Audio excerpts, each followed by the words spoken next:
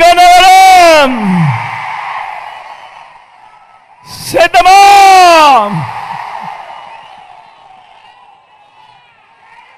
ఇంతటి మండుటెండలో కూడా చిక్కటి చిరునవ్వులతో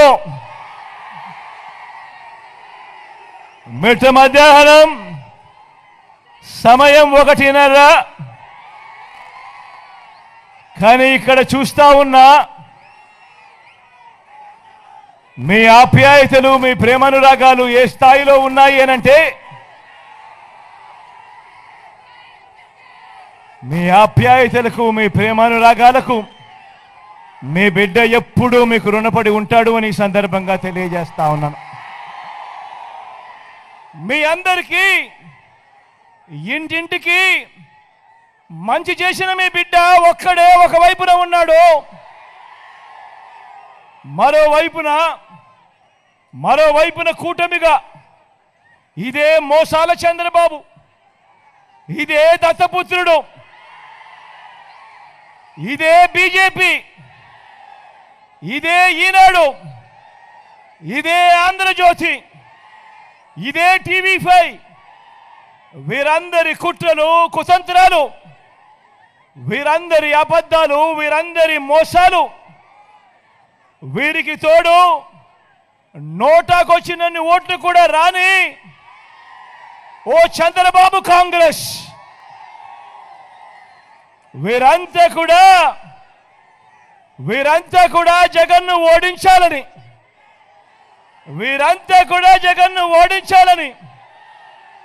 మరి మీ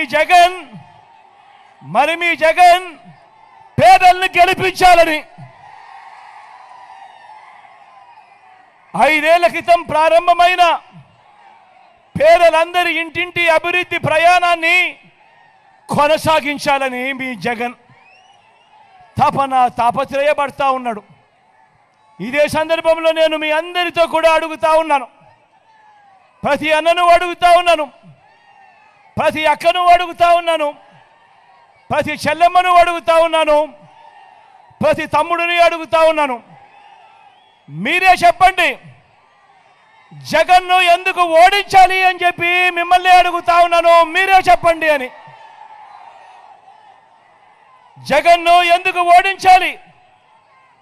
పేదలకు ఇంటింటికి మంచి చేసినందుకు జగన్ ఓడించాలా అని అడుగుతా ఉన్నాను. పేదలకు ఇచ్చిన మాట తప్పనందుక జగన్ను ఓడించాలా అని చెప్పి మిమ్మల్ని అందరినీ కూడా అడుగుతా ఉన్నా. ఎందుకు మరి జగన్ను ఓడించాలి అని అడుగుతా ఉన్నా. ఇదే చంద్రబాబును, ఇదే ఈ కూటమిని, వీళ్ళందరినీ కూడా గట్టిగా అడుగుతా ఉన్నాను, ఎందుకు జగన్ను ఓడించాలని. ఇదే చంద్రబాబు, ఇదే రామోజీ, ఇదే ఆంధ్రజ్యోతి రాధాకృష్ణ, ఇదే దత్తపుత్రుడు, ఇదే జన్మభూమి కమిటీల దోపిడీ ముఠాకు అధికారం రావడం కోసమా జగన్ను ఓడించాలి? వీరందరూ కలిసి రాష్ట్రాన్ని, ప్రజలను దోచుకోవడం కోసమా, దోచుకొని వాళ్ళందరూ కూడా పంచుకోవడం కోసమా జగన్ను ఓడించాలి అని అడుగుతా ఉన్నా. 77 ఏళ్ల స్వతంత్ర భారతదేశంలో ఏ ప్రభుత్వాలు ఈ రాష్ట్రంలో ఎప్పుడూ కూడా ఇంటింటికి చేసిన మంచి కేవలం ఈ 5 సంవత్సరాలలో మీ బిడ్డ వీళ్ళందరికన్నా గొప్పగా, ఎక్కువగా చేసినందుక జగన్ను ఓడించాలి అని అడుగుతా ఉన్నాను. ఏకంగా 2,70,000 కోట్ల రూపాయలు డీబీటీగా, అంటే బటన్ నొక్కి, మీ బిడ్డ బటన్ నొక్కి, ఏకంగా 130 బటన్లు నొక్కి రాష్ట్రంలోని నా పేద అక్క చెల్లెమ్మలకు, వారి కుటుంబాలకు ఎలాంటి లంచాలు లేకుండా, ఎలాంటి వివక్ష లేకుండా అందజేసినందుక వీరంతా కూడా జగన్ను ఓడించాలని అంటా ఉన్నారు అని అడుగుతా ఉన్నాను.